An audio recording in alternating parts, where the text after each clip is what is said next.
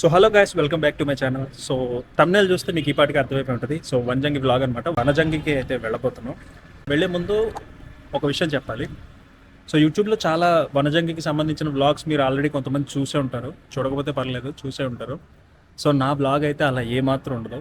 ఎందుకంటే నేను వనజంగిని చూపించడం కోసం తీసే వ్లాగ్ అయితే కాదు ఇది. సో నేను వనజంగి వెళ్తున్నా, నేను ఎలా వెళ్ళానని చూపించే వ్లాగ్ మాత్రమే నేను అలాగే తీస్తున్నాను. సో ఏంటంటే దాని అర్థం, ఇక్కడ ఈ రూమ్స్ బాగుంటాయి, అక్కడ హోటల్ బాగుంటుంది, ఈ ప్లేస్ ఇలా ఉందని ప్రతి చిన్నదాన్ని చూపించి మీ టైం వేస్ట్ చేయను. అంటే సుత్త అంతా చూపించడం, బేసిక్గా డైరెక్ట్ మెయిన్ పాయింట్ నేనేం చెప్పాలనుకుంటున్నానో, ఏం చూపించాలనుకుంటున్నానో అది మాత్రమే చూపిస్తాను. ఇంకొక విషయం చెప్పాలి.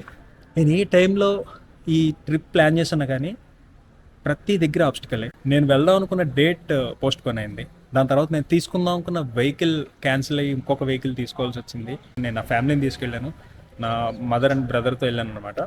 సో ఎన్ని ఆబ్స్టికల్స్ వచ్చినా వెళ్ళాలి, చెయ్యాలి అని చెప్పి ఈసారి ఎలాగైనా వనజంగి వెళ్ళాలని ప్లాన్ చేశాను. అప్పటి నుంచి అనుకుంటున్నాను నేను. సో వెళ్ళి తీరాలని చెప్పి పట్టుదలగా ఇది నేను రౌండప్ చేసి దీన్ని కొట్టాలి, పట్టుబట్టి వెళ్ళడం అయితే జరిగింది. కానీ నేను తీసిన ఫుటేజ్లో ఆల్మోస్ట్ ఒక 30% ఫుటేజ్ డిలీట్ అయిపోయింది యాక్సిడెంటలీ. అలా ఎలా అయిందో ఏంటో అది నాకు కూడా తెలియదు అయిపోయింది. అందుకే నేను మీకు కొంత ఫుటేజ్ని అయితే చూపించలేకపోతాను. దానికి నాకు చాలా బాధగా ఉంది. సరే కానీ పర్లేదు, మ్యాక్సిమం ఏదైతే చూపించాలో అవన్నీ బాగానే రికవరీ చేయగలిగాను. సో అవన్నీ మీకు చూపిస్తున్నాను అనమాట. సో చూసి చెప్పండి. ఇప్పుడు ఒక మంచి ఇంట్రో రాబోతుంది. నేను ఇప్పటివరకు చేసిన యూట్యూబ్ అన్ని వీడియోస్లో ఒక ప్రొఫెషనల్గా, అంటే నా వరకు నేను ఎంత అవుట్పుట్ ఇవ్వగలను అంత అవుట్పుట్ ఇస్తే ఒక మంచి ఇంట్రో షూట్ చేశాను. ఇప్పుడు ఈ వీడియో అయిపోగానే మీకు ఆ ఇంట్రో వీడియో వస్తుంది. అది చూసి నాకు కామెంట్ చేయండి ఎలా అనిపించింది. సో ఆ టైప్ ఆఫ్ ఇంట్రో ఇంకా ట్రై చేద్దామా లేదా, అది ఎలా ఉంది, ఇంకా ఇంప్రూవ్ చేసుకోవాలో చెప్పండి. మీరు వ్లాగ్ చూసి ఎలా అనిపించిందో చెప్పండి. ఏదైనా ఇంప్రూవ్ చేసుకోవాలంటే నెక్స్ట్ టైం నుంచి చేద్దాం. కామెంట్ చేయడం మర్చిపోకండి ఎలా అనిపించిందో వ్లాగ్. సో ఇప్పుడైతే వ్లాగ్లోకి వెళ్ళిపోదాం.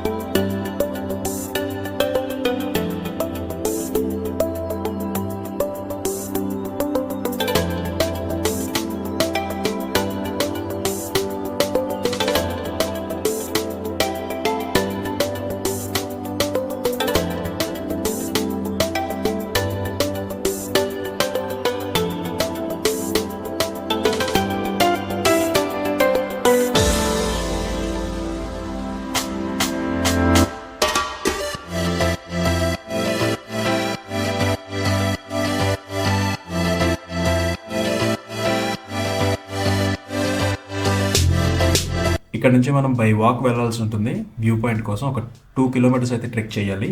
సో నేను ఎంత ఎర్లీ మార్నింగ్ స్టార్ట్ అయినా సరే కార్ని పార్క్ చేసుకుని వచ్చేసరికి చాలా లేట్ అయింది. సన్ రైజ్ మిస్ అయిపోయాను. నాలాగే చాలామంది కూడా మిస్ అయిపోయారు, ఎందుకంటే వీకెండ్ కదా, రష్ ఉంది. ఇప్పుడు ఈ కిందకి దిగుతున్న వాళ్ళంతా ఎర్లీ మార్నింగ్ 3 or 4కి వెళ్ళిపోయి బాగా సన్ రైజ్ చూసి బాగా ఫోటోలు దిగి ఎంజాయ్ చేసి ఇంకా కిందకి దిగేస్తున్న బ్యాచ్ అనమాట. సో వీళ్ళతో నాకు ఎలాంటి ప్రాబ్లం లేదు, కానీ వీళ్ళల్లో కొంతమందికి శాడిజం ఉంది. ఆ శాడిస్ట్ మైండ్ ఏంటంటే, ఇప్పుడు మేము పైకి ఎక్కుతున్నాం, మాతో పాటు చాలామంది సన్ రైజ్ మిస్ అయిన వాళ్ళు ఎక్కుతున్నారు.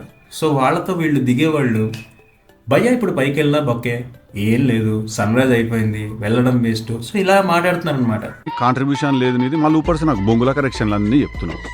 ఇప్పుడు నాకు తెలియక అడుగుతా, నీలాగే మేము కూడా ఎంతో ఖర్చు పెట్టి ఇక్కడ దాకా వచ్చిన వాళ్ళం కదా వ్యూ పాయింట్ చూద్దామని.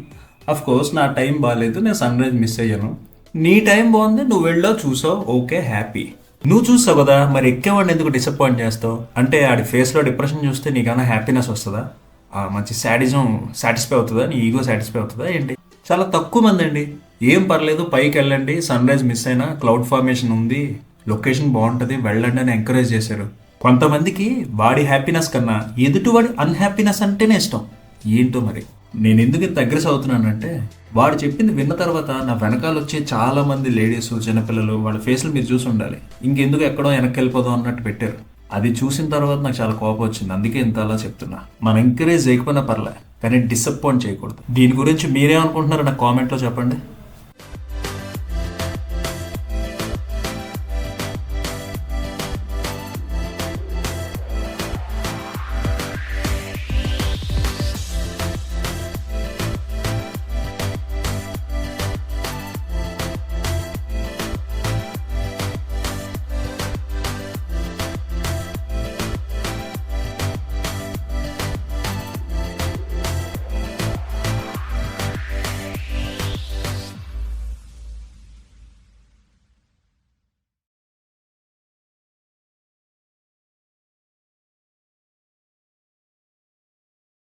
సో మంచి వ్యూ కావాలంటే అక్కడికి వెళ్ళాలన్నమాట.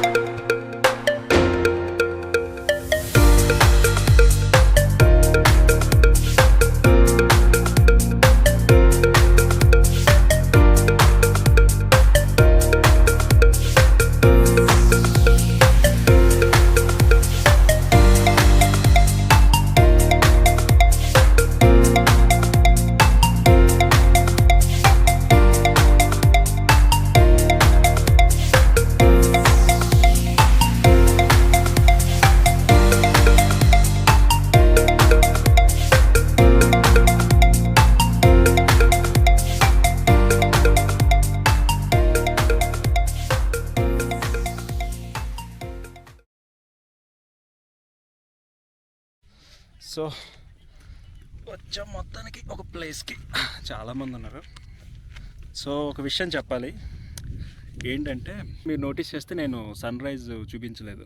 రీజన్ ఏంటంటే, ఎప్పుడైనా సరే వంజంగి ఇలాంటి హిల్ స్టేషన్స్, లంబసింగి, అరకు వెళ్ళాలనుకుంటే అస్సలు వీకెండ్స్లో వెళ్ళకండి. ఎందుకంటే చాలామంది వచ్చారు. దానివల్ల ప్రాబ్లం ఏంటంటే, కార్ పార్కింగ్ దగ్గర చాలా ఇష్యూ అయిపోయింది. సో అదొక ప్రాబ్లము. నెక్స్ట్ ఏంటంటే, ఇంతమంది జనాలు ఉండడం వల్ల నార్మల్గా 1.5 hour 2 hours ఎక్కాల్సిన ట్రెక్ని 3 hours పట్టింది ఎక్కడానికి. వన్ మోర్ థింగ్, ఎప్పుడైతే మీరు ఇలాంటి ట్రెక్కింగ్ టైప్ ఆఫ్ మౌంటైన్స్ ఎక్కడం, ఈ వ్యాలీస్కి వెళ్ళటం, ఇలాంటి యాక్టివిటీస్ చేస్తే మీకు అర్థమవుతుంది అసలు ఏంటి మీ ఫిట్నెస్ లెవెల్స్, మీరు ఎంత చేయగలరు, మీ స్టామినా ఏంటి అని చెప్పి. సో ఒకసారి ట్రై చేయండి. ఇలాంటి పీక్స్ కనుక మీరు ఈజీగా ఎక్కిస్తారంటే మీ ఫిట్నెస్ లెవెల్స్ సూపర్ ఉన్నాయని అర్థం. నేనైతే చాలా ఈజీగానే ఎక్కాను. నేను అటు వచ్చి కొంచెం ఫ్లోప్స్ ఉన్నాయి, జాగ్రత్తగా ఎక్కాలి. బట్ స్టామినా వైజ్ నాకేమీ అంత అమ్మో కష్టం అని నాకేమీ అనిపించలే. But worth to watch. నిజంగా అందరూ చెప్తుంటే ఏంటో అనుకున్నాను, కానీ మేఘాలకొండ చాలా బాగుంది, ఒక్కసారైనా చూడాలి లైఫ్లో. సో నేనైతే సన్ రైజ్ అయితే మిస్ అయ్యాను, ఎందుకంటే కార్ పార్క్ చేసి రావడానికి లేట్ అయిపోయింది. మేజర్ ఇష్యూ వచ్చేసి వీకెండ్స్లో రావటం, అదొక్కటే మేజర్ ఇష్యూ. ఇన్ కేసు మీరు కనుక వీకెండ్స్ కాకుండా ఏ ఫ్రైడేనో, మండే, వెన్స్డే అలాంటి టైమ్స్లో రాగలిగితే కనుక బెస్ట్ ప్లేస్ అవుతుంది. నెక్స్ట్ ఇంకొక విషయం ఏంటంటే, బెస్ట్ మీరు పైకి వచ్చేసేటప్పుడు ఇక్కడ జీప్స్ ఉంటాయి, లోకల్ జీప్స్. పర్సన్కి పర్ హెడ్ 100 రూపీస్ తీసుకుంటారు. అది తీసుకుని వచ్చేయడమే బెస్ట్. ఎందుకంటే వాక్ చేస్తూ వచ్చే వే ఒకటి ఉంటుంది, ఇంకా మనకి వేరే ఛాన్స్ లేదు, వాక్ చేస్తూ రావాల్సిందే. సో అక్కడ దాకా రావాలన్నా కూడా ఒక 4 to 5 kilometers అయితే రావాల్సి ఉంటుంది. సో అందుకని బెస్ట్ అయితే జీప్ కానీ ఆటో కానీ, ఎందుకంటే మన ఓన్ వెహికల్స్ ఒక లెవెల్ వరకు వస్తే ఇంకా తర్వాత నుంచి మనం వీళ్ళ జీప్స్ ఆర్ ఆటోనే యూస్ చేయాల్సి ఉంటుంది. మీకు సన్ రైజ్ కానీ ఎక్కువ లొకేషన్ అయితే చూపించలేకపోతున్నాను. సో ఇప్పుడైతే మేము వెళ్ళిపోతున్నాం ఇంటికి. సో మిగతా డీటెయిల్స్ అన్ని నేను కార్లో మాట్లాడతాను. So guys, now we are leaving Vanjangi. So కాకినాడకి అయితే వెళ్ళిపోతున్నాం అనమాట. నాకు ఇక్కడ వాటర్ ఫాల్స్ ఏవో ఉన్నాయని చెప్పి తెలిసింది, కానీ నాకు ఇప్పుడు చూసే ఇంట్రెస్ట్ లేదు, ఎందుకంటే ట్రెక్ చేయడంతోనే సరిపోయింది. వీకెండ్స్లో రావడం వల్ల, ఎస్పెషల్లీ నేను వచ్చినప్పుడు సండే అవ్వడం వల్ల చాలామంది వస్తారు. సో పార్కింగ్, ఇప్పుడు నేను తీసుకున్న వెహికల్ పార్క్ చేయడానికి నాకు చాలా టైం తీసేసుకుంది. నెక్స్ట్ ఎంత ప్లాన్ చేసుకొచ్చినా సరే కొన్ని అన్ఎక్స్పెక్టెడ్గా జరిగాయి. సో నాకు జరిగిన ఎక్స్పీరియన్సెస్కి కొన్ని చెప్తాను, మీకు యూజ్ అయితే ఒకవేళ మీరు వచ్చే ఐడియాలో ఉంటే. ఒకవేళ వీకెండ్స్లోనే రావాలనుకుంటే డెఫినెట్లీ రూమ్ అనేది బుక్ చేసుకోండి. ఇంకొకటి, రూమ్ బుక్ చేసుకునే పని అయితే వ్యూ పాయింట్కి దగ్గరగా వంజంగి హిల్స్ రిసార్ట్ అని చెప్పి ఒక కాటేజెస్ ఉన్నాయి, వాళ్ళ దగ్గర బుక్ చేసుకుంటే మీరు డైరెక్ట్గా వ్యూ పాయింట్కి చాలా దగ్గరగా ఉంటారు. టైం అవగానే ఈజీగా లేచి వెళ్ళిపోవచ్చు. మీరు కనుక దూరంగా ఉంటే ఎర్లీ మార్నింగ్ 4కే లేచి 3కే లేచి వెళ్ళాల్సి ఉంటుంది. అదే అక్కడ ఉంటే కనుక మీరు అప్పటికప్పుడు లేచినా రీచ్ అయిపోతారు అనమాట. నెక్స్ట్ ఇంకొక థింగ్ ఏంటంటే, కరెక్ట్గా చెప్పలేదు పైకి వెళ్ళడానికి ఏంటి అని చెప్పి, అంటే ఆటోస్ ఉంటాయి, జీప్స్ ఉంటాయి అన్నారు, కానీ మీకు ఒక విషయం చెప్తాను, నేను ఎవరో చెప్పండి ఏ వ్లాగ్లో. పైకి అప్రాక్స్ 6 kilometers వెళ్ళాల్సి ఉంటుంది. So first of all toll gate వస్తుంది. టోల్ గేట్ దగ్గర నుంచి ఇంకొక పాయింట్ ఉంటుంది, ఆ పాయింట్ వరకు ఒక 100 రూపీస్ తీసుకుంటాడు పర్ హెడ్. మళ్ళీ అక్కడి నుంచి మనం ట్రెక్ చేస్తుంటే బై వాక్ వెళ్ళే దాని వరకు మళ్ళీ ఇంకొక 2 kilometers వెళ్ళాల్సి ఉంటుంది. అక్కడికి జీప్స్ అండ్ ఆటోస్ వెళ్తే అక్కడ కూడా ఇంకో 100 రూపీస్ తీసుకుంటారు. బెస్ట్ థింగ్ ఏంటంటే, మీరు కింద నుంచి డైరెక్ట్ వాకింగ్ వెళ్ళే ట్రెక్ వరకు ఒక వెహికల్ మాట్లాడేసుకోండి, మీకు 150కే పడుతుంది పర్ హెడ్కి. లేదు, నేను ఇందాక చెప్పినట్టయితే నేను అలాగే వెళ్ళాను, పర్ హెడ్ 200 పడింది. సో 2 వెహికల్స్ షిఫ్ట్ అవ్వాల్సి వచ్చింది. సో ఓన్ వెహికల్స్ ఉంటే మీరు వెళ్ళిపోవచ్చు. కాకపోతే మీ ఓన్ వెహికల్ ఉన్నా కూడా మీరు ఒక లిమిట్ వరకు వెళ్తారు. అక్కడ మీ ఓన్ వెహికల్ పార్క్ చేసుకుని డెఫినెట్లీ మీరు జీప్లో అయితే వెళ్ళాల్సి ఉంటుంది, ఎందుకంటే చాలా స్లోప్ ఉంటుంది. అసలు మహేంద్ర థార్ ఆఫ్ రోడింగ్ లాంటి వెహికల్స్ అయితే వెళ్ళగలుగుతాయేమో, కానీ ఇలాంటి కార్స్ అయితే అస్సలు కష్టం. మరి family type of cars, XUVs, hatchbacks లాంటి కార్స్ అయితే అస్సలు వెళ్ళవు. 4-wheel drive అయి ఉండాలి. సో అది దృష్టిలో పెట్టుకుని ఓన్ వెహికల్స్ వస్తే కనుక వెళ్ళండి. బైక్ అయితే ఈజీగా వెళ్ళిపోవచ్చు, కానీ కొంచెం స్ట్రగుల్ అవుతుంది ఎక్కడానికి. ఏదైనా ఒక లిమిట్ దగ్గర మీరు ఆపేయాల్సి ఉంటుంది బైక్. సో అది దృష్టిలో పెట్టుకోండి. సో యాజ్ యూజువల్ మీరు చూడొచ్చు, రోడ్ చాలా బ్యూటిఫుల్గా ఉంది, ghat road. Early morning around 10:50 AM అవుతుంది. చాలా బాగుంది. మేము ఈ ఘాట్ రోడ్ ఎంజాయ్ చేస్తే ఇంకా డైరెక్ట్గా ఇంటికి వెళ్ళిపోతాం. ఎలాంటి వాటర్ ఫాల్స్ అవి చూసే ఇంట్రెస్ట్ అయితే నాకు లేదు. యాక్చువల్లీ అరకు వెళ్ళాలని ప్లాన్ ఉంటే, బట్ స్కిప్ చేసుకున్నా. సో ఈ వ్లాగ్ అయితే నేను ఇక్కడతో ఎండ్ చేస్తున్నాను. ఈ ఘాట్ రోడ్ని చూసి ఎంజాయ్ చేయండి.